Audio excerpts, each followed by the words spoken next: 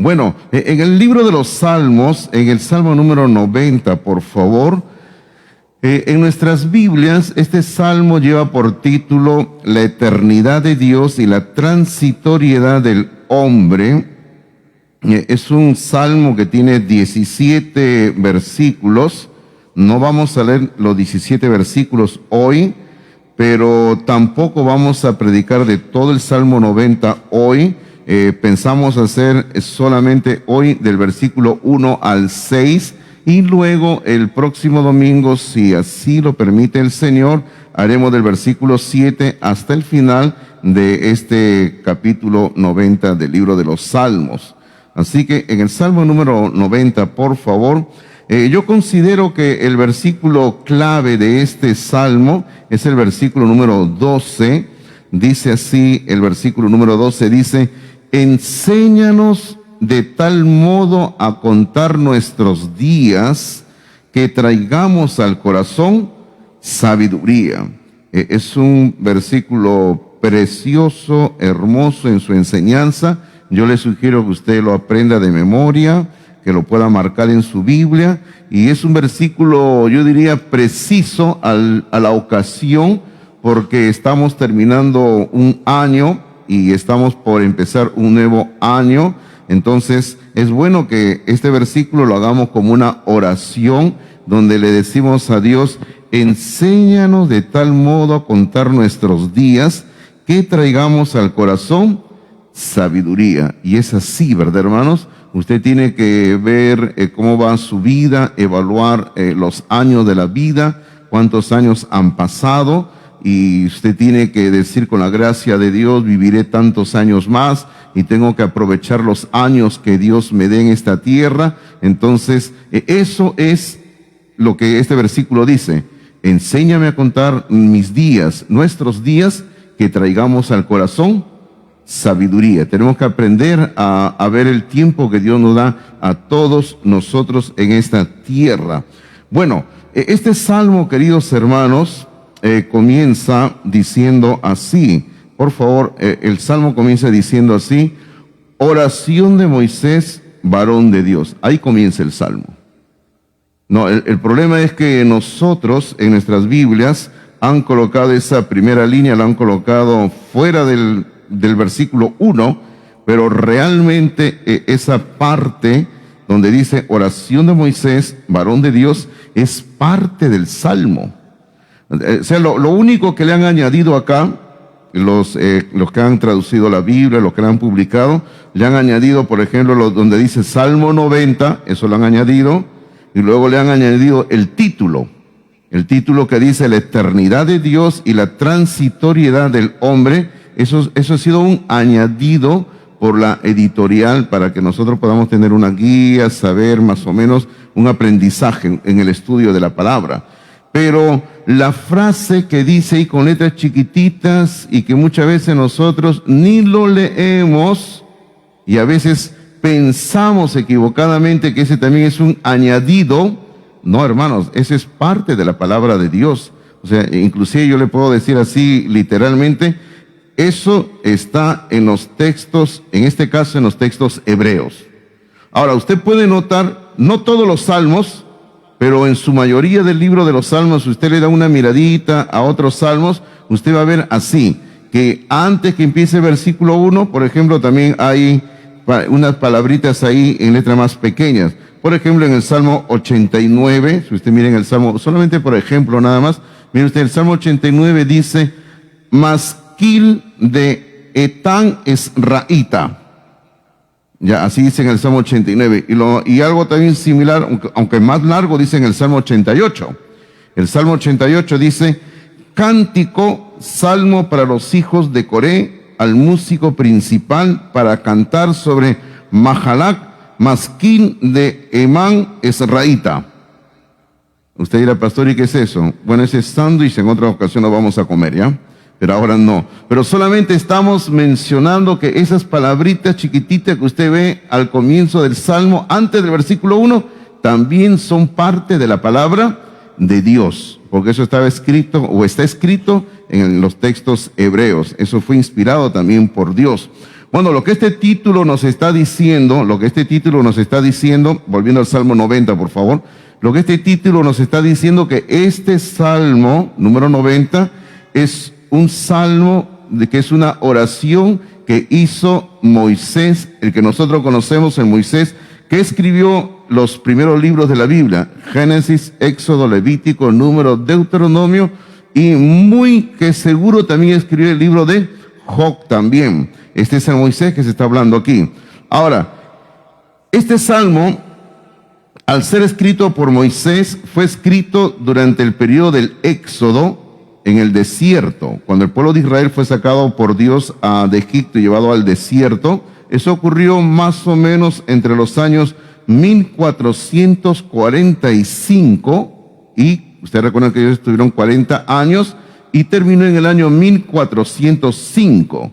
O sea, en esa época fue donde se llevó a cabo el éxodo de 40 años, y en esos años se escribió este salmo en el desierto por Moisés. Hermano, eso lo convierte a este salmo, al salmo número 90, lo convierte en el salmo más antiguo que tenemos en la palabra de Dios en toda la Biblia. Este es el salmo más antiguo que tenemos en el libro de los salmos, por decirlo así.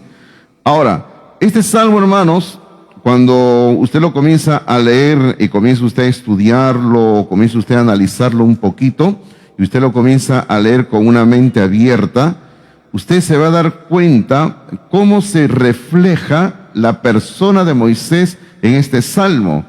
Por ejemplo, todos sabemos que Moisés, al escribir el Génesis, Moisés habló sobre la creación de Dios, que Dios es el creador.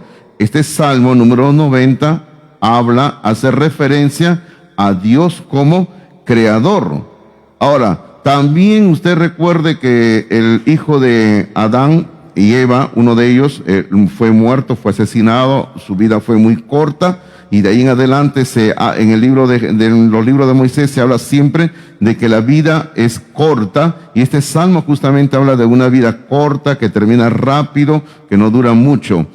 También, por ejemplo, el capítulo 90 de Salmos se habla del cautiverio en Egipto. Bueno, se hace referencia, no se habla del cautiverio en Egipto, se hace referencia al juicio de Dios, al castigo de Dios, a la ira de Dios. Y eso es lo que este Salmo número 90 va a hablar. Que Dios, a causa del pecado del hombre, Dios está enojado, Dios está airado. Pero ojo, queridos hermanos, Dios también, dentro de toda esa ira contra el pecado del hombre, Dios ofrece su misericordia, su amor al hombre. O sea, no es que Dios solamente sea un Dios de ira, sino que recordemos nosotros que Dios, en su maravillosa divinidad, Él se ha revelado a nosotros como el Dios de amor. Y eso lo sabemos nosotros. Y usted, cuando le pregunta a alguien quién es Dios para usted, y siempre la gente dice, Dios es amor. Dice, no, es cierto, Dios es amor. Así que este salmo número 90, hermanos, es un salmo excepcional, es un salmo precioso, es un salmo hermoso, que yo le animo a usted que lo lea, lo estudie, lo memorice, ahora que estamos terminando este año que Dios nos ha concedido, y que usted pueda hacer este salmo como parte de su vida, y que usted pueda conocer más la palabra del Señor. Ahora, si usted tiene su boletín ahí que se le ha dado, si lo tiene bien, saque su lápiz o su lapicero. Usted habrá visto de que en el boletín hemos colocado que vamos a ver básicamente dos cosas en este salmo, 2 puntos. Lo primero que vamos a ver ahí dice, lo primero es, vamos a aprender sobre la persona de Dios. ¿Qué dice este salmo sobre la persona de Dios? Bueno, este salmo número 90 sobre la persona de Dios nos va a decir 2 verdades muy importantes. Ojo, queridos hermanos, no es lo único que la palabra de Dios enseña sobre la persona de Dios, pero estamos resaltando qué es lo que dice este salmo número 90 sobre la persona de Dios. Entonces, la primera verdad que dice sobre Dios, número 1, es que dice que Dios es nuestro refugio. Dios es nuestro refugio. ¿A quién vamos a acudir si no es a Dios, verdad? El único que nos puede auxiliar, ayudar en cualquier momento es Dios, Él es nuestro refugio. Es como cuando éramos niños y teníamos algún problema, algo, ¿a quién corríamos nosotros? Corríamos a mamá o a papá, ¿verdad? Porque eran personas grandes, mayores, y ellos nos podían defender. ¿O no hacíamos eso? Sí hacíamos, ¿verdad? Sí hacíamos eso. Cuando los niños hacían una travesura y algo les iba a suceder, corrían a buscar refugio en mamá o en papá, ¿no? Algo, ¿verdad? Sí es. Entonces lo mismo nosotros siempre tenemos que buscar refugio en Dios. Mire lo que dice el versículo número 1. El versículo número 1 dice, Señor, tú nos has sido refugio, y dice, de generación en generación. Este salmo inicia llamándole a Dios Señor, y esa es la palabra hebrea Adonai. Adonai le está diciendo, Adonai le dice. Ahora, lo que está reconociendo desde ya este salmo número 90, os recuerda que es Moisés el que lo escribe. Fíjense en qué entonces hemos dicho, en la época del Éxodo. Hermanos, lo que Moisés está diciendo aquí es, cuando dice Señor Adonai, está diciendo que Dios tiene el control de la historia, Dios tiene el control del universo, Dios tiene el control de todo lo que ocurre en este planeta Tierra. Ahora, entienda usted el contexto cuando Moisés escribe esto. Acababan de salir de Egipto, donde habían estado esclavos durante varios siglos. Habían pasado toda una serie de juicios de Dios sobre Egipto. Acababan de destruir, por decir así, al ejército más poderoso en aquel entonces del mundo, el ejército de los egipcios. Y ahora Moisés está diciendo, Señor, le está diciendo en hebreo, Adonai, tú tienes el pleno control de todo lo que ocurre en este universo. Tú tienes el pleno control de lo que ocurre en el planeta Tierra. Tú tienes el pleno control de todo lo que está ocurriendo en nuestras vidas también. Bueno, porque Dios no solamente controla el universo, sino que Dios también controla nuestras vidas. Y eso es algo muy importante de entender, que nuestras vidas no marchan al azar del destino, sino que nuestras vidas están bajo el control de Dios. O sea, usted no vaya a pensar que, bueno, mi vida no tiene sentido, mi vida no tiene control. No, no, Dios es el que tiene el control de nuestras vidas y Él es maravilloso. Ahora, lo que se nos dice aquí es que este Dios que tiene el control del universo, dice, ha sido o es, mejor dicho, es nuestro refugio. Y qué hermoso, ¿verdad? Él es nuestro refugio. Ahora, no es el único lugar en la Biblia donde se nos dice esto, que Él es nuestro refugio, pero solamente por mencionar, si usted me acompaña rápidamente al capítulo 46 de Salmos, al capítulo 46 de Salmos, mire usted lo que dice aquí, la palabra del Señor.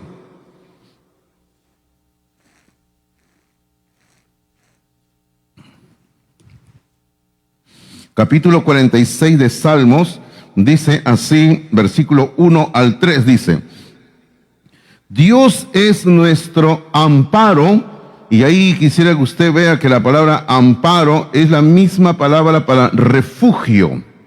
Entonces ahí podemos decir tranquilamente, Dios es nuestro refugio y fortaleza, nuestro pronto auxilio en las tribulaciones. Ahí está.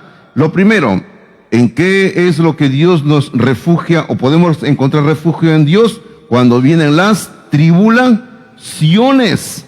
Luego el versículo número 2 dice, por tanto, dice, ahora como Dios es nuestro refugio, dice, por tanto, no temeremos aunque la tierra sea removida y se traspasen los montes al corazón del mar. O sea, mejor dicho, en nuestro contexto peruano, ¿cómo se podría entender esto del versículo número 2? Cuando hay temblores, cuando se mueve la tierra, está temblando la tierra, y nosotros los peruanos somos expertos. En esta parte del planeta Tierra somos expertos en lo que es temblores, ¿verdad? Terremotos. Inclusive cuando hay cierto movimiento, nosotros ya a veces ya ni corremos, ¿no? Decimos, nada va a pasar, decimos, y nos quedamos sentados, ¿verdad? Sí o no, hermanos, ya así somos nosotros, ¿no? Porque ya estamos acostumbrados, ¿no? Pero, hermano, cuando viene un fuerte terremoto y todo está temblando, nuestro único refugio es Dios. Eso es lo que dice el versículo número 2. Pero luego el versículo número 3 nos hace recordar algo que ocurrió aquí en nuestro país hace unos días. Dice, aunque bramen y se turben sus aguas y tiemblen los montes a causa de su braveza. ¿Recuerda usted lo que ocurrió hace unos días aquí en nuestro litoral peruano? Fuerte oleaje, las aguas levantándose, moviendo, algunas pequeñas embarcaciones fueron destruidas, el agua metiéndose a una parte del puerto donde ocurrió. Entonces, hermano, aunque pase lo que pase, dice, Dios es nuestro refugio, queridos hermanos. Tenemos que encontrar refugio en Dios.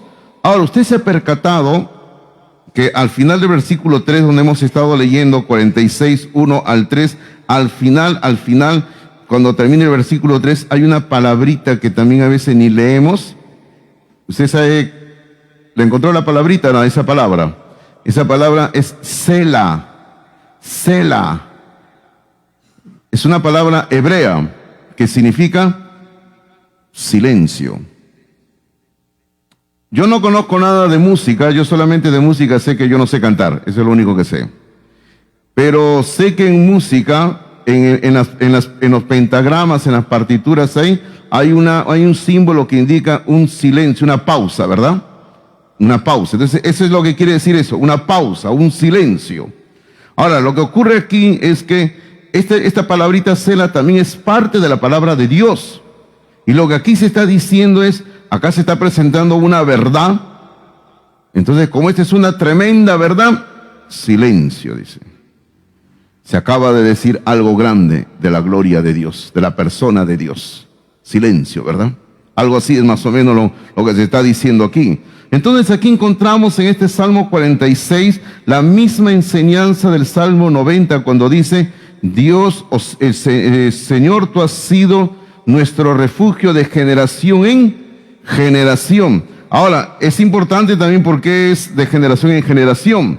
Porque, hermanos, tenemos nosotros que entender que la verdad de que Dios es nuestro refugio es una verdad que no solamente la tenemos que entender de una manera intelectual, sino de una manera experimental, y tenemos que enseñarla a otras personas. En este caso, por ejemplo, en la familia, usted tiene que enseñar a sus hijos a tener confianza en Dios, de que Dios es nuestro refugio, de que Dios es nuestro ayudador.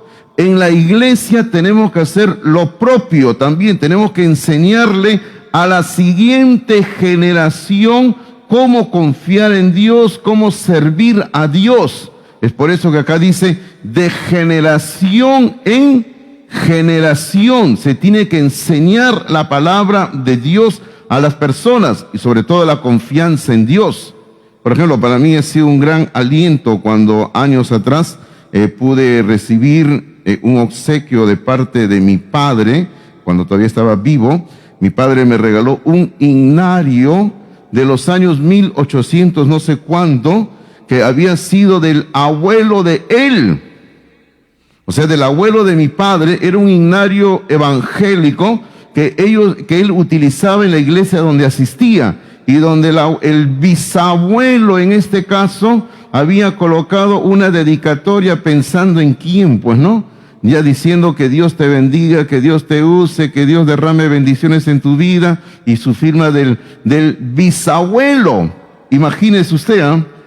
Ahora, y para mí cuando leí esto, y lo tengo en signario guardado, hermano, como una joya, para mí es una bendición saber que hubo en mis antepasados gente que creyó en Dios y anduvo en los caminos de Dios.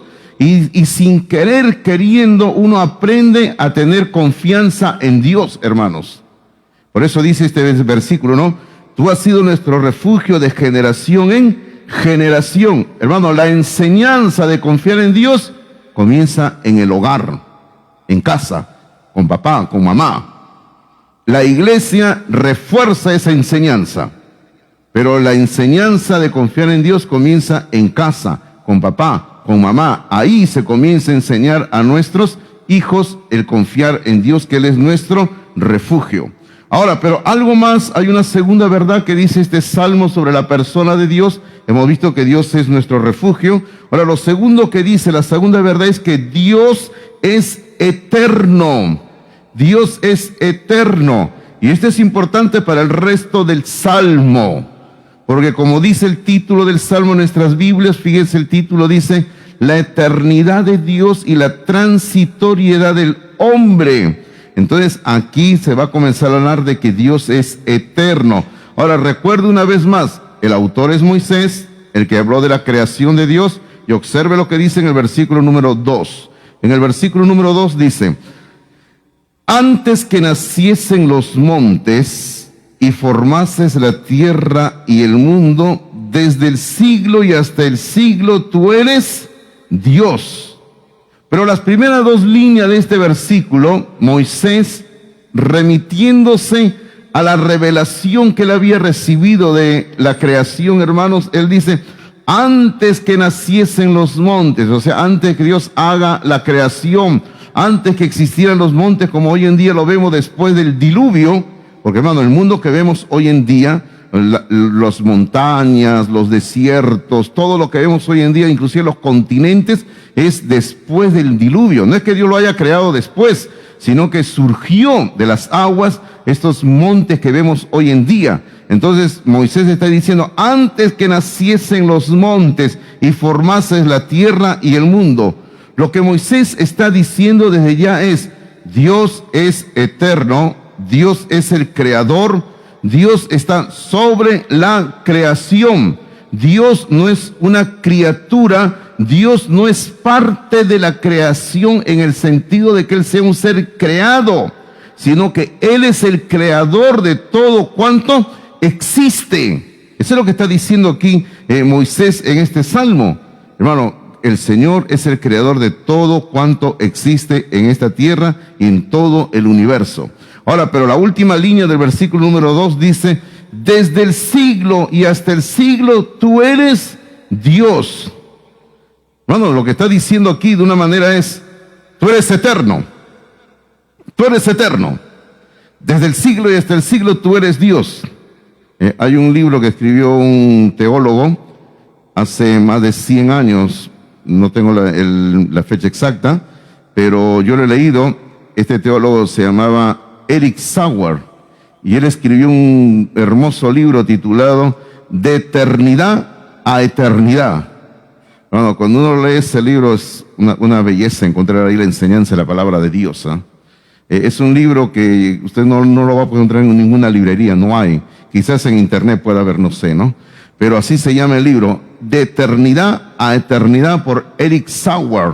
Hermano, y yo tengo una copia de ese libro. Ese libro es una preciosura porque habla cómo es que Dios tiene todo bajo su control desde la eternidad pasada, si se le puede llamar eternidad pasada, hasta la eternidad futura.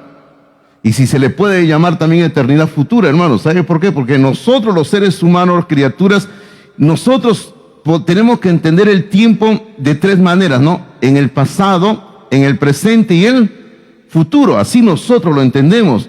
Pero para Dios no existe lo que se llama el tiempo, porque el tiempo fue creado por Dios también.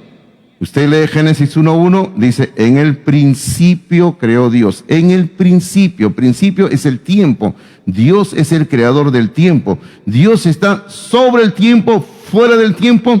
Dios, hermano, no hay forma de cómo saber cuál es la edad de Dios, porque Dios no tiene edad, Dios no tiene tiempo. Eso es lo que está diciendo aquí en esta última línea del versículo número 2, cuando dice: desde el siglo y hasta el siglo, o sea, desde la eternidad pasada hasta la eternidad futura. Está diciendo: tú eres Dios, está diciendo. Eso es lo que dice la palabra del Señor. Ahora, hay otros salmos, por ejemplo, como el Salmo 102, donde dice: tú permanecerás para siempre. Y solamente lo cito porque el tiempo me está ganando. Por favor, anote la cita usted. Salmo 102, versículo número 12. Salmo 102, versículo número 12 dice: mas tú, Jehová, permanecerás para siempre. Y luego en ese mismo capítulo 102, el versículo 25, 26 y 27, se habla de la creación y dice: ellos perecerán, o sea, el universo, la tierra, dice: ellos perecerán, mas tú permanecerás. Hermano, todo se va a acabar, dice, un día, pero Dios permanece. Y observe lo que dice el Salmo 102, versículo 27, dice así: pero tú eres el mismo, o sea, todo va a pasar, el universo dice, tú eres el mismo, dice, y tus años no se acabarán. Hermano, los años de Dios nunca se acaban, ¿verdad? Qué hermoso, ¿verdad, hermanos? Nosotros sí nos acabamos con los años, ¿verdad? ¿Sí o no, hermanos míos? Los años van pasando. Algunos le tienen miedo a los años. Dicen, ay, yo no quiero que pasen los años. No quiero, me da terror, dice los años. Tienen que pasar los años, ¿verdad? Pero, hermanos míos, es una bendición cuando pasan los años y estar sirviendo a Dios, ¿ah? ¿Verdad? Es así. Conocer más la palabra de Dios y servir a Dios, hermanos, es una gran bendición. Pero al único que no le afectan los años es a Dios. Y eso es lo que dice la palabra de Dios. Por ejemplo, cuando Abraham, el patriarca Abraham, en el libro de Génesis, en el capítulo 21, invocó a Dios, lo invocó de esta manera. Abraham dijo, en el nombre de Jehová, Dios eterno. En el nombre de Jehová, Dios eterno. Ahora, hermano, es importante de entender que Abraham vivió más o menos como 500 años antes de Moisés, el autor de este Salmo 90. Y Abraham ya estaba llamándole a Dios, Dios eterno. Y en la época de Abraham todavía no había escrito ningún libro de la Biblia. No estaba escrito ni el libro de Génesis, ni el libro de Éxodo, ni nada. Y Abraham sabía que Jehová era Dios eterno. Y eso era lo que ocurría. Ahora, en la época de Abraham hubo otro personaje llamado Job, que nosotros conocemos a Job. Y uno de los amigos de Job, en el libro de Job, en el capítulo 36 de Job, por favor. Bueno, como digo, si usted es ágil con la Biblia, vaya, si no, escúcheme nada más. Mire lo que dice en el capítulo 36 de Job, en el versículo 26. A ver, le doy unos segundos para que usted lo busque, ¿ya? Mientras tomo mi agüita también yo.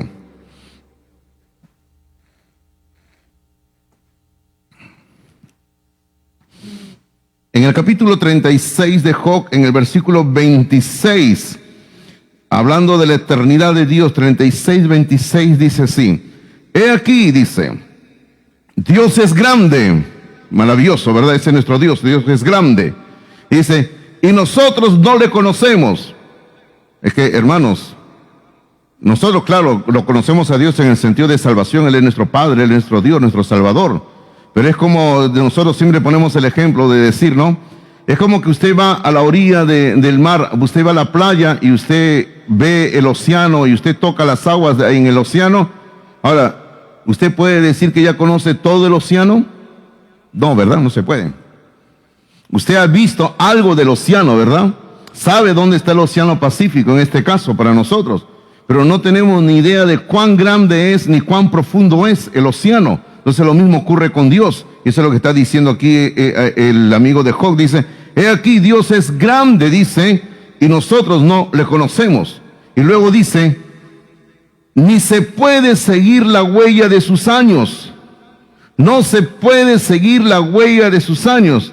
Hermano, es decir, hermano, no se puede contar la edad de Dios. Hermano, conocerlo a Dios es imposible en cuanto a su edad, porque Dios es eterno, queridos hermanos.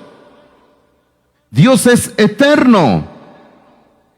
Ahora, es interesante, hermanos míos, cómo desde el primer versículo de la Biblia se puede hablar de Dios. Por ejemplo, usted sabe que la primera letra del alefato hebreo es Aleph y la última es Tau. Aleph y Tau. Bueno, para nosotros en castellano es la A y la Z, ¿verdad? Pero en el idioma hebreo es Aleph y Tau. Y cuando usted comienza a leer en el texto hebreo, por ejemplo, Génesis 1:1, solamente para tomar como ejemplo Génesis 1:1, porque podríamos hablar de más versículos, pero solamente como ejemplo de Génesis 1:1, en nuestro idioma español dice, en el principio creó Dios los cielos y la tierra, ¿ok? Ya. Pero en el texto hebreo dice, en el principio creó Dios, y después de Dios aparecen dos letras, Aleph y Tau, juntitas, Aleph y Tau. O sea, la primera letra y la última letra del alefato hebreo. Ya, del abecedario hebreo, para que entienda, porque uno no se entera qué es alefato, ¿ya? el abecedario hebreo. Aleph y Tau. Pero en nuestra Biblia no lo traducen. Usted no encuentra en ninguna parte que diga Aleph y Tau. Pero en otras Biblias sí lo traducen. En otras Biblias ponen así: en el principio creó Dios eterno. Dios eterno, los cielos y la tierra. Porque Aleph y Tau no le hace recordar a algo que hay en el Nuevo Testamento. A ver, ¿a qué le hace recordar?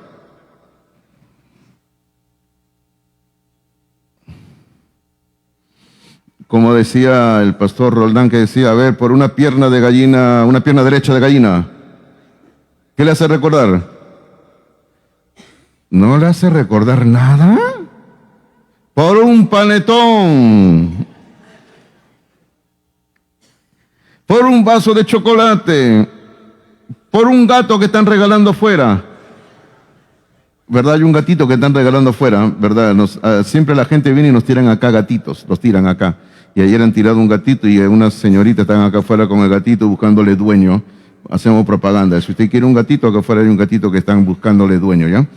Ok, pero no le hace recordar cuando Cristo mismo dijo en el libro del Apocalipsis: yo soy el alfa y la omega, el principio y el fin. Cuando Cristo dijo así: yo soy el alfa y la omega, el principio y el fin. Eso está en el libro del Apocalipsis, capítulo 1, versículo 8. Ahora, el alfa y la omega es lo mismo. El Nuevo Testamento fue escrito en el idioma griego y es la primera letra y la última letra del abecedario griego.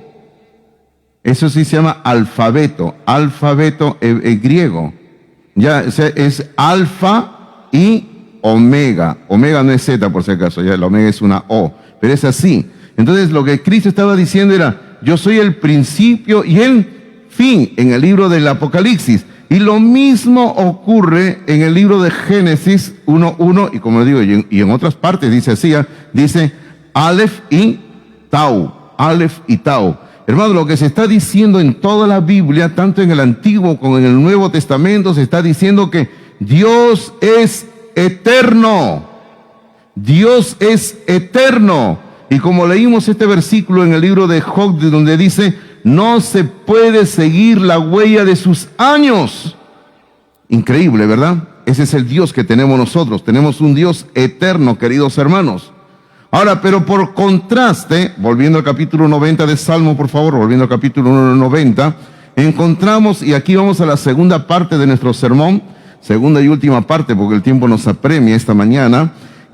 Ahora, por contraste, porque primero hemos visto en el versículo 1 y 2 a la persona de Dios, que es un Dios que es nuestro refugio. Hemos visto que nuestro Dios es un Dios eterno. Eso es lo que enseña toda la Biblia, hermanos. Y ahora, por contraste, vamos a encontrar nosotros del versículo número 3 hasta el versículo número 6, vamos a encontrar a la persona del hombre. O sea, ahí, segundo, la persona del hombre.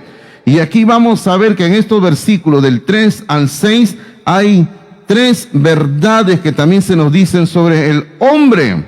¿Y qué es lo que se nos dice sobre el hombre?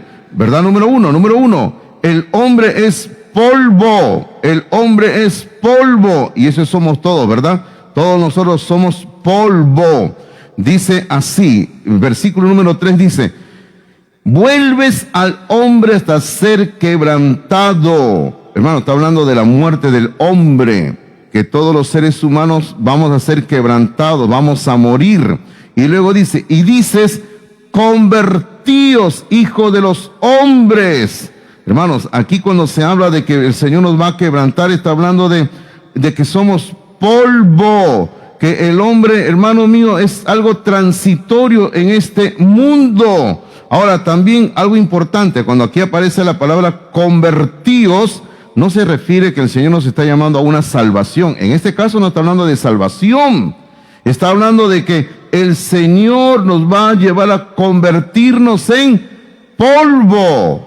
Ahora, algunos de ustedes, como siempre, saben que yo a veces utilizo la NTV para que usted pueda ver cómo se traduce el versículo de otra manera. Y a veces la NTV lo hace muy bien, hermanos, y a veces lo expresa mejor que en nuestra Biblia Reina Valera. Si usted tiene la NTV, usted busque este versículo en la NTV, porque uno lo tiene en su celular. Miren cómo dice este versículo en la NTV. Escuche cómo dice: haces que la gente vuelva al polvo con solo decir, vuelvan al polvo ustedes mortales. Eso es lo que Dios hace. Permítame leerlo otra vez para que usted capte lo que dice este versículo número 3. Dice: haces que la gente vuelva al polvo con solo decir, vuelvan al polvo ustedes mortales. Bueno, porque esa es nuestra condición actual en esta tierra. Todos nosotros somos hechos de polvo por Dios, porque así fue creado el primer hombre, Adán. El primer hombre fue hecho de la tierra, del polvo. Y usted sabe muy bien que cuando el hombre pecó en el huerto del Edén, el Señor le dijo, ¿no? Con el sudor de tu rostro vas a comer el pan. Algunos que son un poco ociosos dicen con el sudor de tu frente, dice, ¿no? No, no es con el sudor de la frente. La Biblia dice con el sudor de tu rostro comerás el pan hasta que vuelvas a la tierra, porque de ella fuiste tomado. Y luego dice, pues polvo eres y al polvo volverás. Y esa es nuestra condición, queridos hermanos. Y lo mismo dice en el libro de Eclesiastés capítulo 12, dice, y el hombre vuelva al polvo de la tierra. Hermanos, somos polvo todos nosotros, y el día que tengamos que morir, vamos a experimentar que nuestro cuerpo se va a convertir en polvo. Ahora, hermano, la muerte física es algo inevitable porque es parte de la experiencia humana. La Biblia dice que cuando llegue el momento de la muerte, no existe ningún arma que valga en la lucha contra la muerte. No hay nada que podamos hacer con el día de la muerte. Claro, eso no quiere decir que si nos enfermamos no vayamos al médico. Eso tampoco quiere decir que no vayamos a tomar ninguna medicina. Eso no quiere decir. Pero quiere decir que cuando llegue el momento que Dios estableció, así estemos tomando la mejor medicina, así estemos con el mejor médico, así tengamos la mejor atención. Hermanos, llegó el momento y llegó y Dios dice, se acabó, ¿verdad? Y sencillamente, si eres un hijo de Dios, una hija de Dios, pasamos a la presencia de Dios. Y si no eres un hijo, una hija de Dios, tristemente, una condenación eterna sin Dios. Así será. En el libro de Hebreos, capítulo 9, versículo 27, es un versículo súper conocido. Hebreos 9, 27 dice, y de la manera que está establecido para los hombres, y también para las mujeres, por si acaso, ¿ya? Dice, para los hombres que mueran una sola vez, dice, que mueran una sola vez, porque no existe reencarnación y después de esto el juicio. Bueno, no existe reencarnación, usted muere una sola vez. No hay aquí que el espíritu de mi abuela se metió en el bebé, que mira cómo es igualito al bisabuelo, que la tía fulana que murió se encarnó en este niño. Eso no existe en la Biblia, hermanos, no existe reencarnación. Ahora, todos nos parecemos a alguien de nuestra familia porque somos familia, ¿verdad? Usted sabe que son características genéticas que se van transfiriendo de generación en generación. Y inclusive algunos dicen, pero se parece la forma de comportarse. Es que es parte de las características que se van transmitiendo de una generación a otra generación. Pero no existe la reencarnación. Cuando una persona muere, muere y se acabó las cosas. Y esa persona a la larga se va a convertir en polvo. Somos polvo, queridos hermanos. Ahora, permítame decirlo ahí porque siempre me preguntan y yo siempre digo así lo siguiente, ¿no? Siempre me dicen, pastor, ¿es malo si un cristiano es cremado? O sea, en vez de sepultarlo, lo llevan al lugar y lo procesan y usted sabe que lo queman y bueno, y luego le entregan las cenizas a la persona. Y yo simplemente digo, no es malo, no es malo. O sea, porque algunos a veces creen que es algo que va en contra de la palabra de Dios, en contra de Dios.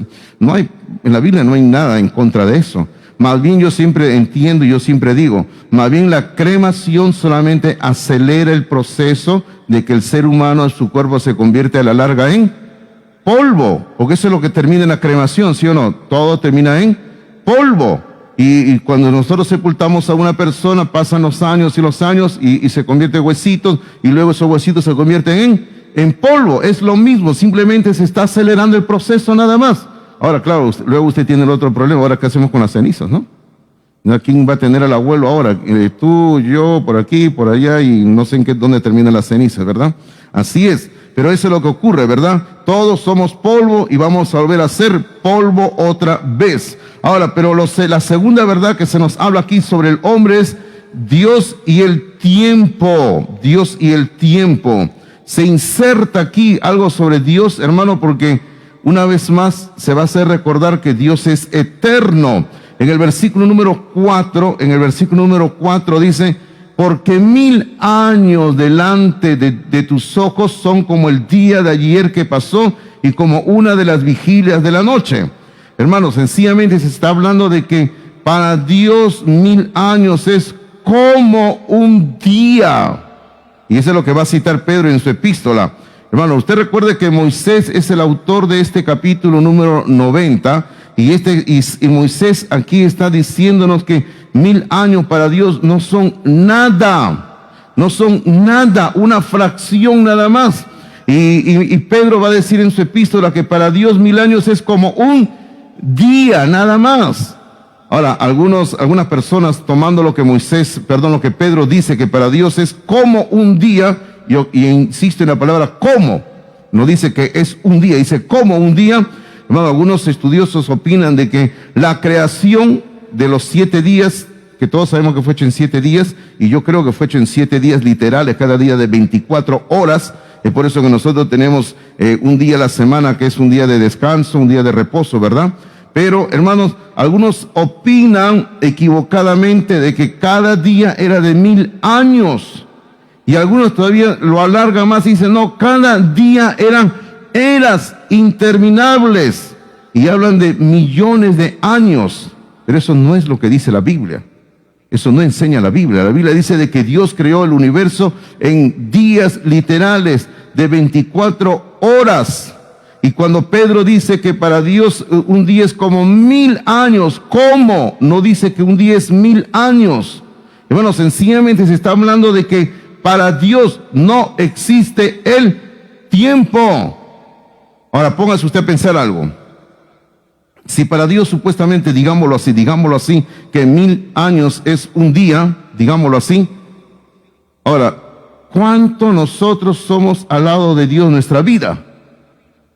Imagínese usted, si usted vive 80 años de edad, o 100 años, digámoslo así, usted deduzca 24 horas y usted sáquele ahí su tiempo, ¿no?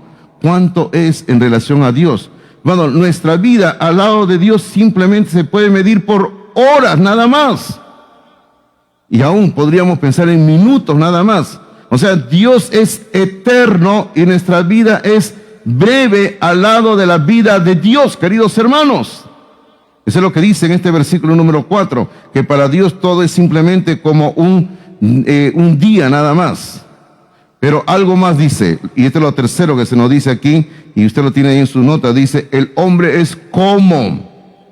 El hombre es como. O sea, la vida del hombre es tan breve que Dios la va a comparar en el versículo número 5 y 6 de dos maneras. Pero lo primero que comienza diciendo el versículo 5, mis queridos hermanos, es hay una frase que dice, los arrebatas, o sea, Dios lo arrebata al hombre como con torrentes de aguas.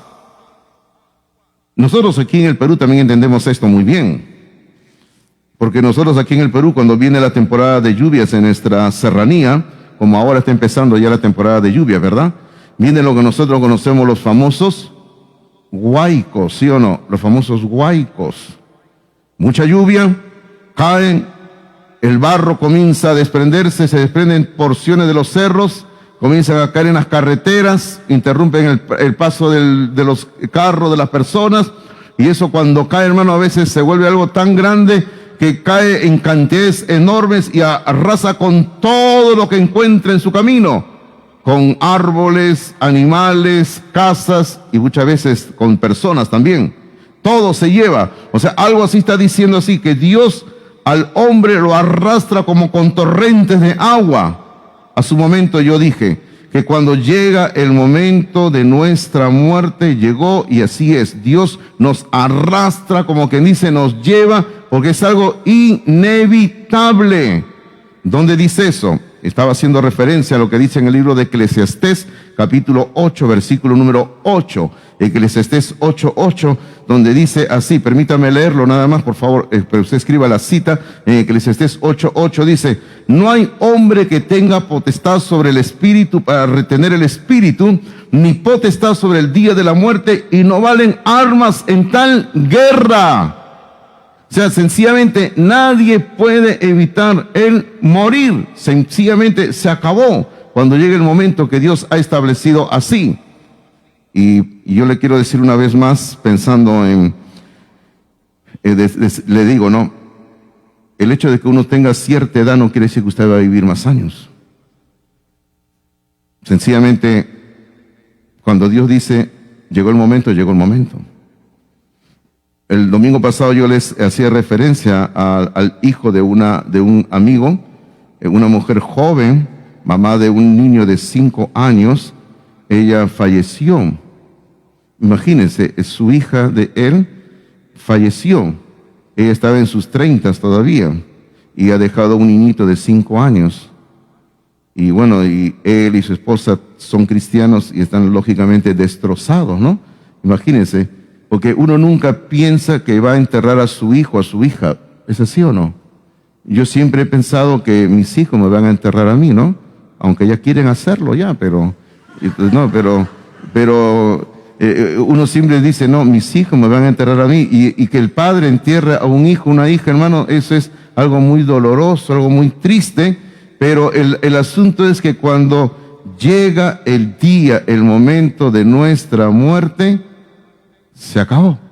Y como dice mi hermana, amén, así es, se acabó, así es. Ahora, luego en el versículo número 5, hay una figura que se utiliza para hablar de cómo es la vida tan breve. Dice, los arrebata como con torrente de aguas, y aquí viene la primera figura, la primera comparación, dice, son como sueño, como algunos de ustedes en este momento que están soñando rico. Yo los veo, algunos vienen el domingo a la iglesia para continuar durmiendo, ¿verdad? No se preocupe, no los voy a despertar, siga durmiendo, ¿ya? Algunos dicen, me gusta venir a la iglesia porque el pastor Hidalgo me hace dormir rico, dice, ¿no? Venga. No hay problema, contar que cuando pasen ofrenda, eche la suya, ¿verdad? Así es. Entonces, son como sueño. El sueño es algo momentáneo, es algo pasajero, es algo que solamente dura unas horas, y así es, son como sueño, algo que vuela rápido. Así es la vida del hombre. La vida del hombre es como un sueño nada más. Ahora, la segunda comparación encontramos de cómo es el hombre, lo encontramos también en el versículo 5 y se extiende hasta el versículo 6. La última parte del versículo 5 dice, como la hierba que crece en la mañana. Así es el hombre, como la hierba que crece en la mañana florece y crece, a la tarde es cortada y se seca, dice. Así es el hombre, ¿verdad? Así somos nosotros los seres humanos. Solamente estamos un tiempo nada más, crecemos, nos vemos bonitos, nos vemos simpáticos, simpáticas, atractivos, y luego comenzamos a ver que el asunto ya va pasando, ¿no? Va pasando, y así es. Somos como sueño, dice, algo pasajero. Somos como la hierba que está en la mañana y en la tarde va muriendo. Así es la vida del hombre. Al lado de Dios somos nada, está diciendo aquí, absolutamente nada. Ahora, en la Biblia, hermanos, en muchos lugares al hombre se le compara de diferentes maneras, y yo tengo acá todo anotado, pero como digo siempre, el tiempo me está ganando y me hacen señas de que está la chocolatada, me dicen, ¿no? Que espere la chocolatada. Pero yo le quiero dar las citas, ¿ya? Para que usted pueda leerlo, y solo le hago referencias.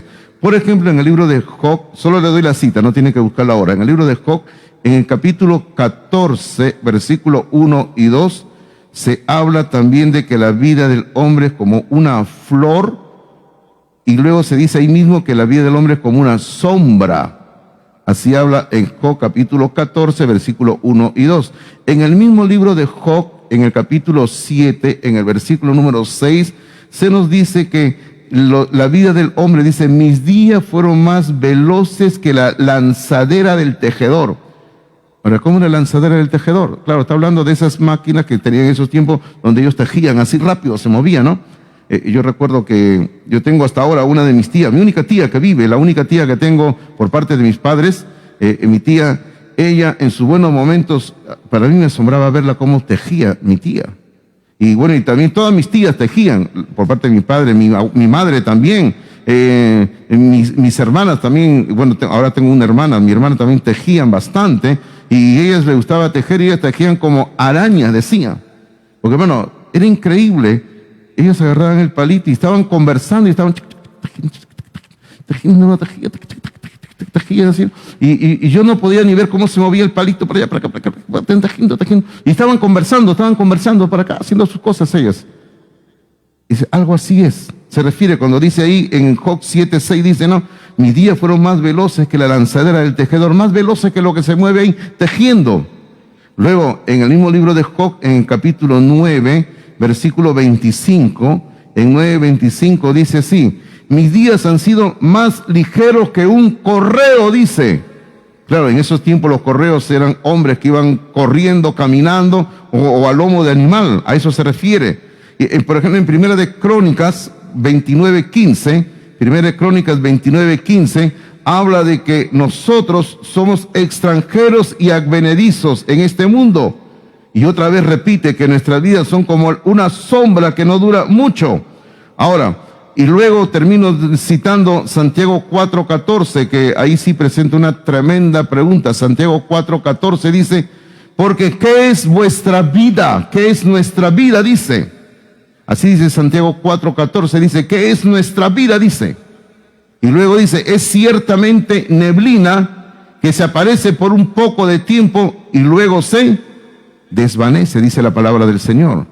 Bueno, así es nuestra vida en este mundo. Dios es el gran yo soy, Él es el eterno yo soy, pero nosotros al lado de Dios, ¿qué somos?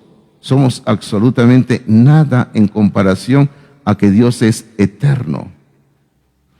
Termino llevándola a esta reflexión final. Si nuestras vidas son tan breves, si nuestras vidas son tan cortas al lado de Dios, solamente nosotros los seres humanos pensamos que tenemos una larga vida, ¿no? Pero si nuestras vidas solamente son tan cortas en este mundo, primero, si ya somos cristianos, tenemos que aprovechar el tiempo al máximo para hacerlo todo para la honra y gloria de Dios. Y si usted no es un hijo de Dios, una hija de Dios, hoy es día de salvación. Hoy, no mañana. Porque la vida es corta. Y usted no sabe lo que va a hacer de su vida mañana. Yo tuve un conocido así. Siempre decía, hoy no voy a recibir a Cristo. Sí, no me hable la palabra de Dios. Más adelante. Hoy no. No. Hoy no. Hermano, sí pasaba el tiempo hasta que un día yo llego por donde vivía y veo que lo estaban sacando en un cajón para enterrarlo. Había muerto. Y ese hombre se murió sin Cristo.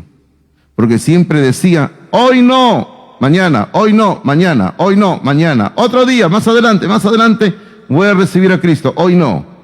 Y se fue a la eternidad sin Dios.